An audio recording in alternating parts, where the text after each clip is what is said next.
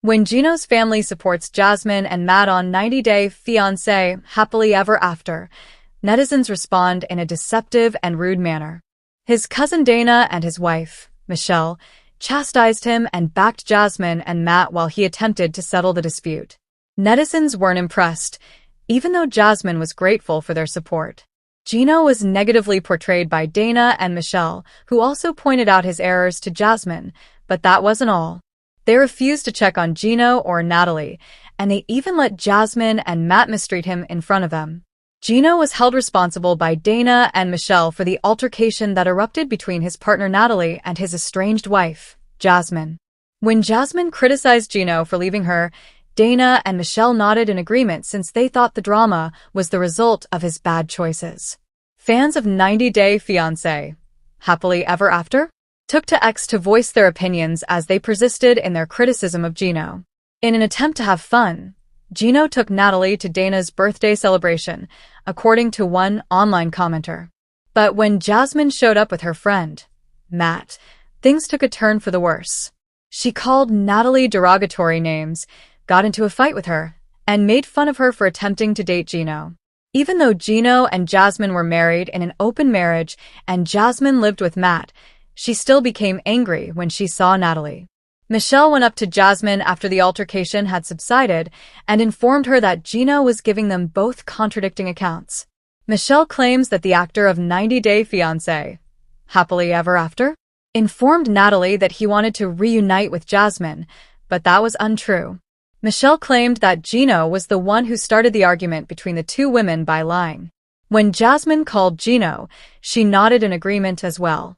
Speaking to the cameras of 90-Day Fiancé Happily Ever After, Michelle said that Gino alone was to blame for his complex circumstances. Even though he felt bad for Gino, Dana added, he would no longer assist him with his problems. In other news, Jasmine attacked the 90-Day Fiancé Happily Ever After star for leaving her as an immigrant in the nation, and Matt phoned Gino. Michelle and Dana agreed that Gino ought to have assumed her financial responsibilities and supported her. Dana even gave Matt credit for supporting Jasmine while Gino was away. But the time had finally arrived. Gino Palazzolo persuaded Jasmine Pineda to travel to Michigan for a long-awaited family reunion following months of stress, secrets, and tearful phone conversations. Gino wished it would be an opportunity for Jasmine to finally connect with his family, demonstrate to them the affectionate person he saw in her, and demonstrate that, in spite of all the drama, they were genuinely meant to be. Jasmine, however, wasn't convinced. She continued to grumble under her breath as she packed her colorful outfits, her high-end heels, and her ubiquitous box of Panamanian cosmetics. Gino, they don't like me. I sense it. Your uncle treats me like a gold digger, your sister criticizes me, and your cousin's wife spreads rumors about me. Why should I travel there and endure that? As usual, Gino attempted to soothe her. Jasmine, it's important, he said, adjusting his signature hat. My family simply wants to learn more about you. They will realize how much I adore you once they see the true you. Just keep things calm, please. Calm. It was not as simple as it seemed. The scene was reminiscent of a Midwest family get-together when they got to the reunion. There were children running about with red, white, and blue balloons, hot dogs sizzling on the grill, checkered tablecloths covering the long tables, and dishes piled high with potato salad. Jasmine was totally uncomfortable. Her fiery nature was evident as she clutched to Gino's elbow, making her stand out like a tropical flower in a field of daisies. It appeared to be quiet at first. Gino's Aunt Linda gave them a platter of food as a warm welcome. Gino finally brought a real woman to the party, his cousin Mark joked. Jasmine made an effort to blend in by laughing nicely. However, her fears boiled underneath. The whispers were audible to her. She sensed the looks. Shortly afterward, the spark sparked. Dana, Gino's sister, surrounded Jasmine at the drinks table, which sparked the dispute. She leaned in and stated sharply, "You know, Jasmine, we all just want to make sure my brother isn't being taken advantage of while holding a glass of lemonade. He has put forth a lot of effort throughout his life, and we don't want to witness him suffer harm once more." Jasmine stopped. She stopped smiling. Her eyes were flaming as she turned to confront Dana. Pardon me? I don't love your brother, is that what you're saying? That money is the sole reason I'm here? I can tell you this. I could have married a Panamanian millionaire if I desired money. I love Gino, which is why I picked him. As the fight was overheard by neighboring family, the music became quiet. People turned. Talk ceased. The June air crackled with tension. Unfazed, Dana crossed her arms. Then, Jasmine, prove it. We just witnessed drama. You want items he cannot afford, you argue with him on TV, and you threaten to leave him every other week. That is control, not love. Anger shook Jasmine's voice as it increased. Do you have control? How much have I given up to be here, do you know? I fled my nation, my job, and my kids. Do you believe that to be simple? Is it your opinion that I don't cry at night? You sit here and condemn me without understanding how I feel. Don't you dare doubt that Gino is my entire universe. The whole family had crowded around by this point, attempting to step in. Torn between his family and his fiancée, Gino stood motionless in the center, perspiring under his baseball cap. While his cousin said, "This is better than Netflix," his uncle mumbled, "Here we go again." When Jasmine slammed her plate onto the table, sending potato salad flying, the altercation intensified even more. Kids let out a gasp. A can of Coke was dropped by someone. Despite Aunt Linda's best efforts to soothe her, Jasmine's emotions were too strong to control. She said, "Why can't anyone see that I'm not the villain here?" While tears were streaming down her face. "More than anything, I adore him. Why does it never suffice?"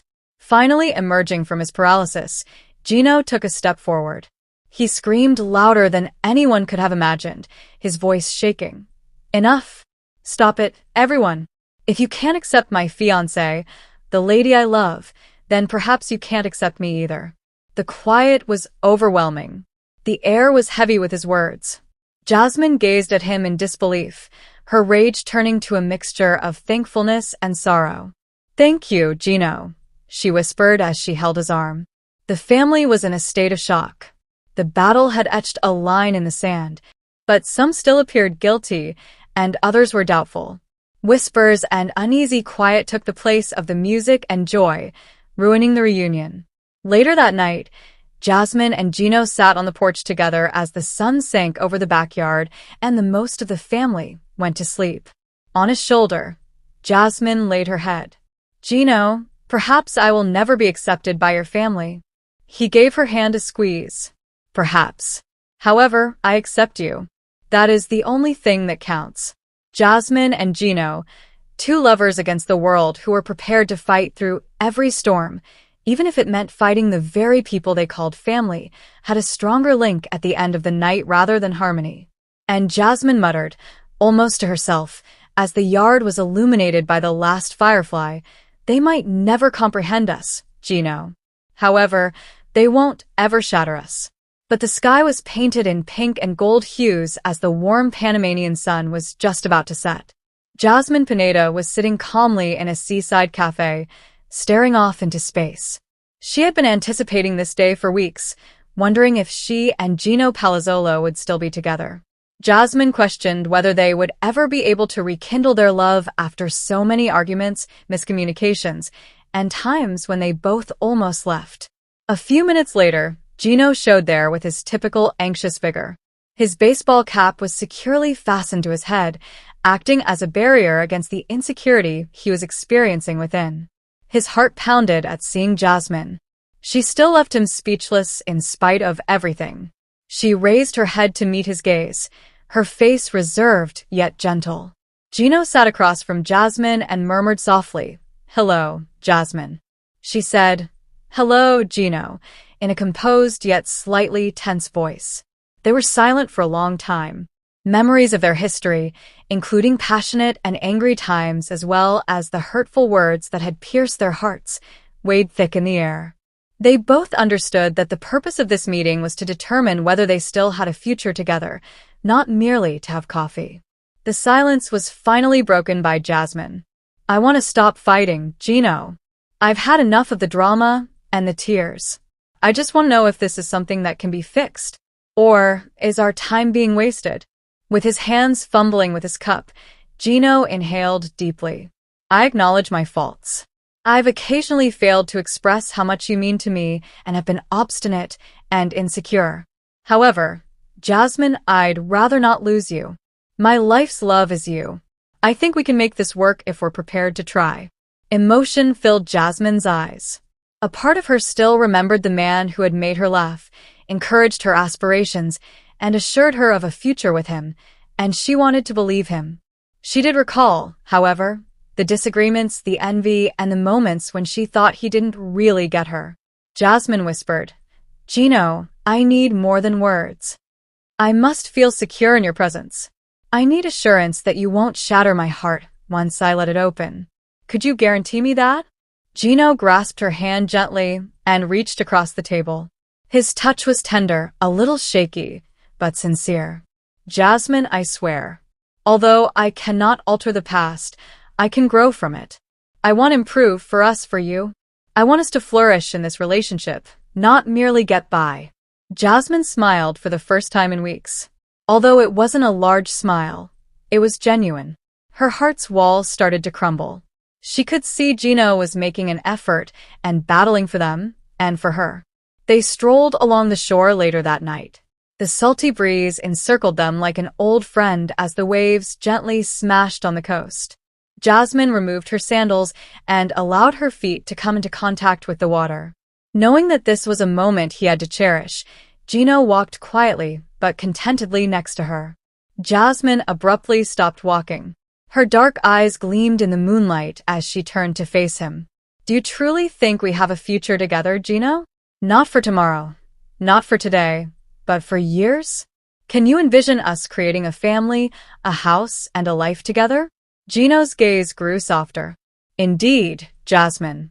I consider you to be my spouse, my lifelong companion, and my mate. I'm aware that it won't be simple, but nothing worthwhile ever is. You are worthy of every struggle, every tear, and every obstacle. I want to be with you forever. His words caused Jasmine's heart to swell. She had always yearned for confirmation that Gino genuinely believed she would be his forever. And she sensed a change in the moment, beneath the bright moon.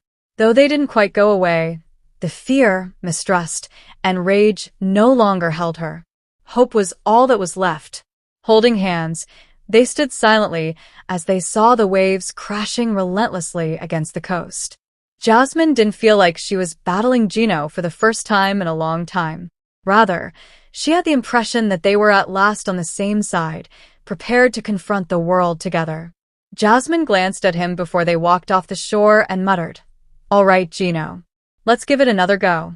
But this time, let's approach it with respect, love, and patience. We must construct something more robust than the previous one if we are to rebuild. With tears in his eyes, Gino drew her into a tender embrace. Yes, Jasmine, we will. I swear to you, we will. And as the darkness closed in on them, they walked back together as two souls prepared to rebuild their future rather than as two broken hearts holding on to the past. Greetings, dear viewers, greetings from my channel. I'm Amelia. I hope you're having a great day. Remember to subscribe to the channel if you enjoy the video.